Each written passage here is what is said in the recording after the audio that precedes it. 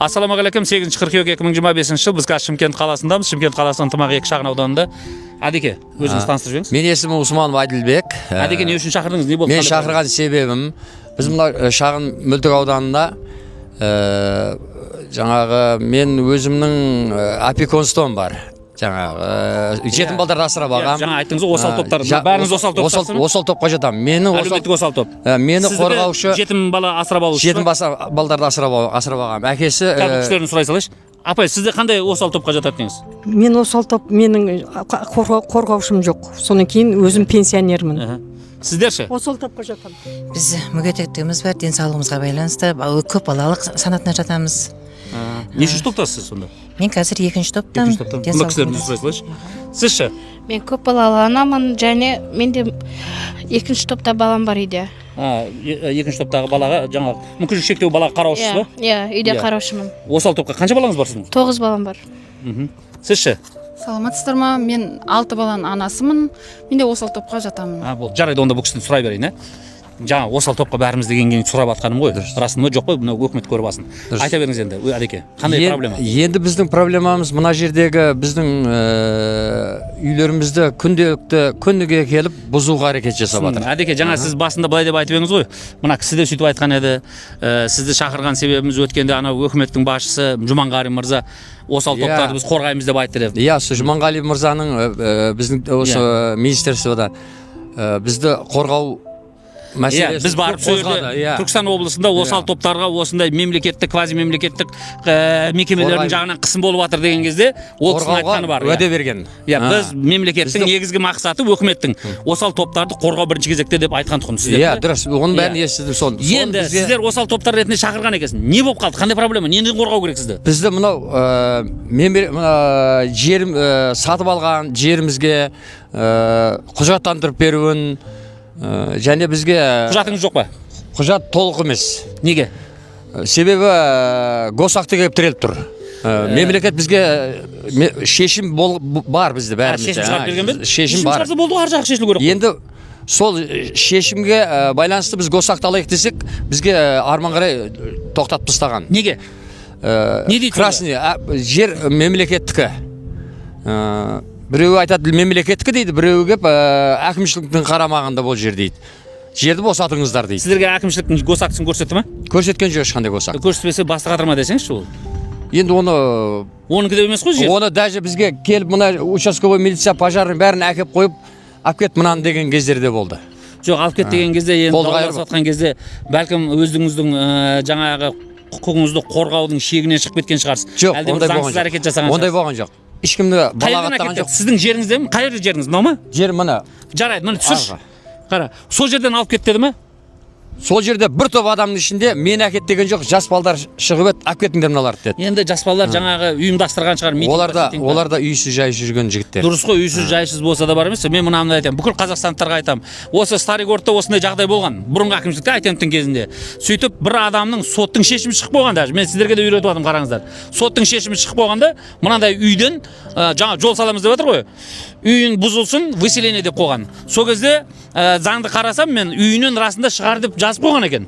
Бірақ мен айттым, жарайды, үйінен шықсын да, аржанда времянка бар, времянкаға кіріп тұра бер деп. Сол кезде жаңа сотты орындаушылар тупикке тіреліп қалды. Неге өйтіп айтасыз? Мен айттым, сен үйінен шығар деген, үйінен шықты. Бірақ сен мына жерді босатсын деп айтпаған шығар. Жер Қазақстандікі. Сосын әкімнің орынбасары келді, қазір түрмеде отыр ғой. Исақов деген. Сол келіп айтты, жер жоқ өкіметтікі. Мен айттым, өкіметтікі болса көрсетші сені госактыңды деп. Сонымен тупикке тірелді. Өйткені ол жер оныкі де емес, әкіметшіліктікі емес. И және ана кісінікі де емес, соттың шешімі шығып болғанда, бірақ жер Қазақстандікі болғаннан кейін палатка салып, басқа қылып сіз сол жерде отыра беруіңізге мүмкіншілігіңіз бар. Егер Қазақстанның еш жеріне бұл қонбасын, дәл осы мына квадратқа қонбасын деп сот шешім шығарса, ондай шешім ешқашан болмайды. Онда ол жерге тұруға болмайды. Сондықтан сізді өзіңіздің жаңағы жерім деп отырған жеріңізге отырған кезде әкімшілік басқа келіп сізді кет мынаны қама деп айтамайды. Бәлкім басқа бір әрекет болған шығар. Жоқ, ондай әрекет болған жоқ. Мен сізге айтып жатқанда, Әдеке бүкіл Қазақстан үйренсін деп жатырмыз да. Дұрыс, рахмет. Түсінесіз ба? Сол. Енді сол документтер істеп бермей жатыр ма? Документті кім шығарып берген еді сізге? Бізге документті жерді сатқан адам ақшасын санап алып 3 күннен кейін шешімді ұстатты. Сіз шешім сатып алдыңыз ба? Жоқ, жер сатып алдым мен. Қанша алдыңыз? 2 миллион 200-ге алдым. Сол кезде ма? Сол кезде. Қай жылы? 21-де. 21-де ме? Қой, атсаң әлі сөйтіп шешім шығарып берді ме енді? Шешім шығарып берді. Шешімді алып әрекет жасап Госактыға барсақ, уже ол жерде красный қойған бізді. Бұл жер 24 гектар жерді красный қойған. Ал енді ар жағымызда анау үлкен алпауыт нелер бизнесмендер соғып жатыр. Бәрі Госакты алып қойған. Қараңыз ана. Мына жақтан да аналар да Госакты алып, оператор. Соңға жүрсең жүре берейікші ондай болса. Тіршіліктерін жүргізіп. Жақындап жүрейік. Өйткені қолмен сіз мына жақ дегеніңіз көрмейді де камера. Тіршіліктерін жүргізіп жатыр, қараңыз ана. База соғып. Иә. Ар жағындағы анау үйлерде бәрінде Госакты бар. Анау ар жақтағы алпауыт бизнесмендер жаңағы. Енді оларға тұрғын үй деген Госак жоқ шығар? Тұрғын үй деген Госак. Олар под бизнес қой. Под бизнес, иә. Иә. Енді сіздің жеріңіз неге дейді? Тұрғын үй салуға болмайды деп жатыр ма? Заңсыз келіп отырсыз. Біз ана шешім ол заңсыз деп бізді Госактыға жібермей жатыр. Ал анау сіздер жерді жаңа сатты деген адамды жазаға тартты ма? Біз оны үстен заявление жазып прокуратураға өткіздік. Ол кісіні апарып ұстап қамады, бірақ көп ұзаған жоқ, ол бір айдың көлемінде жатма шығып кетті. Соттың шешімі шығып қамады ма? Прокуратураға біз арыз бердік, оны ұстап апарып қамап тастады. Ол жерде үстінен барып қосымша арыз. Сот болды ма, болмады ма? Сот болған жоқ.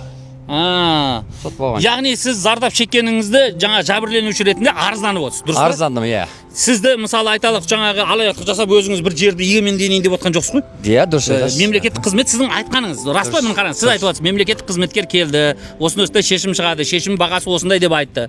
Сөйтіп сіз ойладыңыз, өкіметтің яғни төлейтін ақшасы осы шығар деп барып бердіңіз ба? Иә, бердім солай. Дұрыс па? Иә, дұрыс. Сол кезде солай ойладыңыз. Солай ойладым. Мен өйткені бұл жерге біз келгенімізде инфрақұрылымның бәрі құрылып тұр екен. Газ, свет, су бәрі келіп тұр екен. Газ келіп тұр, бәрі келіп тұр екен. Сосын кейін біз инфрақұрылым жасалып қойғаннан кейін бір жағынан оған сеніп қалдық. Екіншіден бізге жаңағы жігіттер дипломат, жаңағы солидный киінген жігіттер жерді міне участка мынау сенікі деп мемлекеттік қызмет қыламын деп айтты ма олар? Иә, мемлекеттік қызметкерлер біз осыны төмен отбасына береміз деп берді бізге. Ақшасын да төлетті. Сізде мысалы жаңа өзіңіз айтып отырсыз, жетім баланы асыраушымын деп, иә? Жетім бала асырап алдыңыз ба сонда? 3 баласы бар. Бір кісіні асырап алдым. Өзі де психически ауыр болып, адам танымай қалды. Үшеуін асырап отырмын. Заңдастырып алдым. Опекунством бар. Бүкіл соттың да бәрін шешімі бар. Енді бұл о балдарды әкем энергияға тығайын десем, өзім 2 келінім, немерелерімменен шешем төсек тартып жатыр. Коляскада. Өзім 2 рет жүректен осы жағдайдан кейін мен неге түстім? Больницаға жүректен операция істеттім. Енді күніге келіп тыныштық бермейді. Мен мына жерден кетіп, маған келіп жатыр ауданнан, мына балдардың қасында опекунство қараушы, сен балдардың қасында емес екенсің дейді. Мен осы үйді қорғау үшін осы жерде жүрмін. Ал анаяқтан маған хаттама жіберіп жатыр. Ана балдарға қарауға тағы шамам болмай жатыр. Көрдіңіз ба? Биліктің жағынан сізге қарсы әділетсіздік болып жатыр ма? Әділетсіздік болып жатыр. Әділетсіздік болып жатыр. Сонымен не талап етесіз? Мен талабым, міне қараңыз, Жұманғалиға айтыңыз. Менің талабым, Жұманғали мырза, қандай сөздеріңізді, жыл сөздеріңізді естіп біз қатты қуанып қалып едік. Қорғаймын, жаңағы төмен отбасылары және жаңағы осал топтарды қорғаймыз, жәрдем береміз дегенсіз. Сізден өтініш, осыған жәрдеміңізді беріңіз. Бір ғана мен емес, бірнеше адам бұл жерде. Түсінікті. Сіздерде де сондай жағдай ма? Басқаша ма? Тура сол ма? Мен ұстап берейін микрофон, айтамыз. Өзіңіз айтпақшы, жаңа мен енді біздің қыздар саламатсыздар. Біздің қыздар Астанаға барған кезде, Астанаға да барған бедіңіздер? Астанаға бардық біз, бардық. Енді қазір қандай қараңыз, атыңыз кім? Менің атым Халима. Халима ханым, өмірбаяныңыздың бұрын не болғанын керек жоқ, қазір не қандай проблема, соны айтыңыз. Сізде не, жер ма? Жерге үйді салып қойғам. Соған енді бізге қазір данный момент Госакты керек. Оның кейін прописка деген нәрсе. Міне кеше мынандай әңгіме шыққаннан кейін мен тағы қорқып отырмын. Кім пропискасы жоқ, соған пенсия берілмейді деген әңгіме шыққан кезде мен вообще қорқтым. Сөйтіп бүгін біз әкімшілікке бардық. Заңдастырыңыздар біздің жерді. Осы жерде өңкей осал топтағы адамдар жатады. Біреуінің күйеуі бар, біреуінің бала шағасы бар, біреуінің жаңағы инвалидтер. Соған бізге жаңағы неменен көмек беріңіздер, ертарақ Госак шығарып беріңіздер деп. Не қылды? бардық біз сіздердің үйде отырғандарды біз бұзбаймыз, тек қана біз қағаз береміз, барлығына бірдей үйде отырған адамдарды бұзбаймыз, сіздер үйлеріңізде отыра беріңіздер, бірақ қоршамаңыздар деген. Мен айтамын да, біз енді пәленбай жыл 8 жыл болды, мен енді жанымды қоршамасам, жаныма анау мынау екпесем, мен как квартирант ретінде отырған сияқтымын, неге мен қоршамаймын? Жоқ, қоршап не қыласыз? Жерді маған заңдастырып бер деп айтсаңызшы болды. Мақұл. Онсыз айтып жатырмын, сол заңдастырып бер деңіз. Заңдастырып бер деп айтамын. Қазір заңсыз деп тұр ма олар енді? Иә, Бірақ сіздің қолыңызда да шешім бар ма? Жоқ әлде сатып алу келісім шартыңыз бар ма? Не бар? Келісім шарт болған кезде мен 2009-да алғам, 2015-те бұл жерді егістеген кейін бұны жаңағы үй салуға рұқсат деген қағаз алғаннан кейін барып біз үй сала бастадық. 18 жыл біз үй салдық. Енді ол рұқсат қағазыңыз неге мойындамай жатыр өкімет? Өкімет мойындағанда, өкімет ешқандай еш нәрсе мойындаған жоқ. 23-ші ешкім еш нәрсе деген жоқ қой. Біз үйді сала бердік. Сала бергеннен кейін 23-ші жылы келіп госақты қойып қойды. Онан кейін неге госақты қоясыздар дедік қой енді. Сонымен соңғы талабыңыз не? Заңдастырып беру. Бірақ заңсыз болып тұр ғой сонда. Бізді заңсыз деп отыр. Бізден сұранайтынымыз, мысалы, өзіміздің сыздықпада. Халима менің. Халима ханым, былай деп сұрақ қойсам бола ма онда?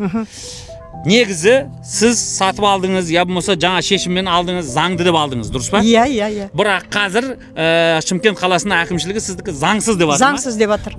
Енді былай деп талап етсек бола ма? Сіз былай деп талап етсеңіз де, менікі негізі заңды, бірақ сендер заңсыз деп тұрсаңдар, онда заңдастырып бер деп айтсаңыз бола ма? Сонда сөйтіп айтамын. Айтыңыз сөйтіп әні. Менікі заңды, сіздер заңдастырып беріңіздер. Не қылдайсыз сізді заңдастырып беруіміз өтініп келіп тұрмыз біз. Бірақ сіз өзіңіз заңды деп есептейсіз, өзіңіздің алғаныңыз басындағысыз да? Иә, бізде сол осы сеніммен келдік қой бұл жерге. Біздің 100% сеніп келген себебіміз бұл жерде сол осындай көп балалы осал топтарға, в общем, сондай деді ғой. Сосын мына жаңағы барлық не жүргеннен кейін соған өте сеніммен келдік дағы. Газ, свет барлығы бар, иә. Оны төлеп отырмыз, қанша уақыттан бері төлеп отырмыз. Онда немен үшін өткізді бұны егер бұл жерде заңсыз болса бәрі? Иә. Соның үшін біз осы отырған жерімізді заңдастырып беруін талап етіп келіп отырмыз. Өздері қандай заңды дейді, соны заңдастырып беруін сұранамыз. Иә, солай заңдастырып беруін сұранамыз. Ең болмағанда осал топтарға. Иә, ең болмағанда осы жерде отырған көп те емес, мысалға осы 24 гектардың барлық атынан өтінеміз да, негіз бізде ғана емес қой бұл жерде, ынтымақта ғана емес. Барлық осы Шымкент қаласында көп жерде бар ол асарымызда. Енді кейбір жерлерде расында алып сатарлар албағанда жерді. Енді ол жақтарының біз мәселен қайдан білеміз, иә, біз өзіміздің өтінішіміз сол. Әркім өз қотырын өз қассын. Иә, өзіміздің өтінішіміз сол. Қазір мен сіздер осал топтарынан келіп тұрмын. Так жерді алып сатарларды шатағым жоқ. Отырмыз, одан артық ештеңе. Сіз не айтасыз? Мен не айтқанда маған да сол документті заңдастырып берсін. Әлі бітпеген үйімне мен кіре алмасам да бұзбасын деймін, тиіспесін деймін. Қазір қайда тұрып жатыр сонда? Мен жанында квартирада тұрамын. Біреудің үйінде квартира тұраса? Бірақ үйіңіз салып бітіре алмайсыз? Бітіре алмайтым, жағдайым жоқ, өйткені ауру балама дәрі-дәрмек аламын. Қанша баланың анасы? 9 баланың. Қазір Құда қаласа 10-шы әрекет жасайсыздар ма? Иә. Бұл үйді де маған көпшілік әперген тұғын негізі. Бір ағаның арқасында алған едік. Негізі домнан әпергенде біз оны сатып осы жерде алғанбыз. Неге саттыңыз? Жаңа ауру баламен тұра алмағанбыз, тыныштық бермеген балам. Квартирамды көрсеңіз де болады баламның. Жоқ, сізге негізі үй жер не керегі бар деймін де, жұмыс тауып бер деп айтпайсыз ба сол жаңа спонсорларға? Жұмыс істей алмаймын ғой жаңа балдармен. Ауыратын балама бір адам керек қой. Өйткені ол баламен Астанада жатып келдім мен сол баланы емдету үшін. Ертең просто мынандай ғой, сіз үйді сатып жібергеннен кейін қазір ойлайды да, бұларға жақсылық жасасаң осында үйін бересің, үйді сатып жібереді. Өйткені жер үйге тұруға не болды? Онда неге алдыңыз басында? Этаж үйден керек жоқ, маған жер үй берді. Қой оны. Бір аға өзі әперген ғой. Сол сатып осы жақсылық жасаймын деп сізді азаптап қойды ма этаж үйде? Жоқ. Оған рахмет қайтаға. Неге саттыңыз онда азаптамаса? Азаптамаса осы баланы сол ақша емдеттің, жарты ақшаға осы үйді неғып жатыр. Үкімет итак тегін емдемей ма? Емдемейді, тегін ешқандай емдеген де жоқ. Қойыңызшы. Мен осы баламен арқалап келіп жатқанда осы 5,5 жыл болды ғой. Бәлкім емдейтін жолдарын білмей жатқан шығарсыз. Мен қанша жерге бардым, аға, көрсеңіз болады, естіпейді, сөйлемейді.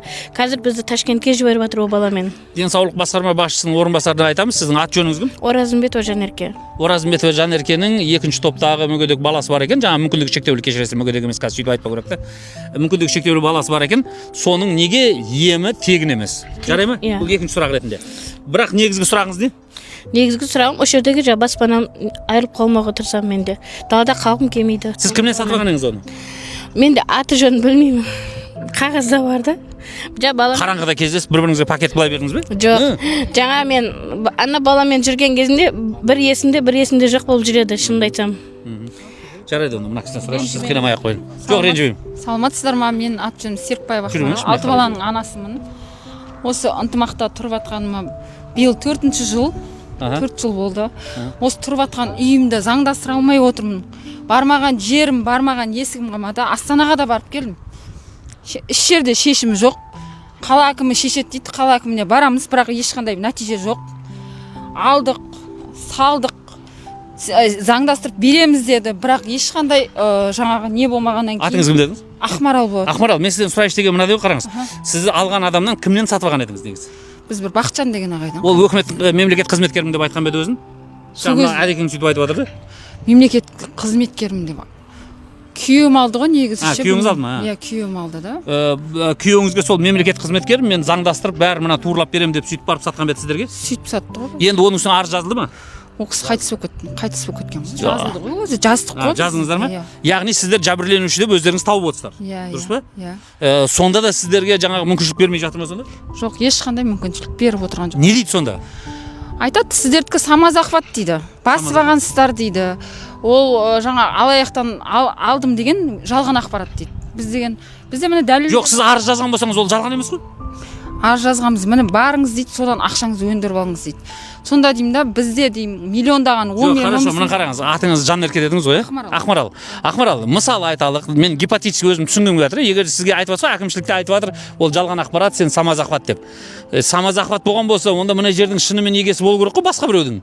Біреуге госак берілген болу. Ол мынандай емес қой, әр жерге госак беріп, ортаны аңқырып тастап кету. Жер қатынастарында тұр дейді, бірақ ешқандай документ әкеп көрсетпейді. Не тұр дейді? Документ сояқтың госактысы тұр деп бізге айтады, бірақ ешқандай документін көрген жоқпыз өзіміз. Жарайды, сонымен не талап етесіз? Мен осы жаңағы министрден, осы көп балалы осал топтағы кісілерге көмектесем деп отырған кісіден олар көмектесем деген жоқ, олар айтып жатыр, біздің өкіметтің дейді саясаты сол, осал топтарды біз қорғаймыз дейді. Осал топтарды қорғаймыз деп отыр ғой. Сол кісіден өтініп сұраймын, осындай мен сияқты көп балалы, аз қамтылған отбасылар, жаңа мүгедек бала асырап отырғандар, жетім асырап отырған кісілерге көмектессінші. Бізде бұл жерде бір жетіскенімізден алған жоқпыз ғой, әртүрлі бір үмітпен алдық. Бала шағамызға бір балама баспана болсын деп алдым мен де мысалы. Мен де неше жыл квартирада жүрдім, осы үйді алып қалсам деп сұраймын. Балаңыз үлкені қаншада? 12-де ең үлкен, ең кішкентайым 2-де. 2-ге жақында толды. Қанша ұл бала бар? 2 ұлым, 4 қызым бар. Көп балалы анамын. Ертең ұлдарыңыз өскенде армияға шақырмай ма? Шақыратын шығар, енді уақытысында көреміз, берем ғой. Шақырып жатса берем ғой, иә. Жоқ, мысалы елбасына күн туып қалса қалай болады? Елбасын шақырып алам бала? Қорғайды. Балдарым қорғасын деп. Ол кезде айтпайсыз ба, маған жер бермеген балалар бармаңдар деп? Жоқ, Құдай сақтасын, ондай деп айтпаймын. Отанды қорғау керек. Иә, қорғау керек. Ана кісілер, өкіметтегілер сол кезде ұялмай шақырады, балаңыз келсін. Армияға барады, отан қорғайды. Өйткені сенің балаң бармаса, ана байдың мүлкін тартып алады басқалар деп. Сөйтіп айта ма? Әрине айтады. Әрине айтады дейді. Айтады ғой. Байлар өздері шетелге қашып кетеді, бірақ соның дүние мүлкін қорғауға сіздердің балаларыңыз барады да жанын пида қылып. Мен енді айтайын деп жатқаным сол ғой, әдейі айтып тұрмын, біліп тұрмын ғой. Ертең мінекей көріп жатсыз, мына кісі 6 баланың анасымын дейді, ана кісі 9 бала, 10 баламын дейді, жақында 10-ші туамын дейді. Ұят қой енді, басқа негізі осал топтарға жағдайын жасап беруге болады ғой. Алып сатар болып жатса бір сәрі екен, бұл кісілер айтады, енді айтқандарыңыз рас болса да әдеке. Арыз жаздық дейді, яғни алданған адамдар да бұлар. Арыз жазған екен өздерін бір алдап кеткен адамдарға заңдастырып береміз деп. Мемлекет қызметкерімін деп келген екен. Қарапайым адамға енді сіздермен бүгін кім шығып сөйлесті әкімшіліктен? Жер қатынастарының бастығы Азат Мырза шықты. Документті көрсетіп отырсыз, мен Азат Мырзамын, осындай деп. Жоқ, ол кісіні танимыз. Сіз де сол аузына сендіңіз ғой айтқан сөзіне, дұрыс па? Сендік, иә. Яғни басын 4 жылдан бері сеніп келе жатыр ғой соларға. Енді жоқ, жарайды, мен мына кісіден сұрайыншы, сіз қазір бас жаққа кетіп барасыз.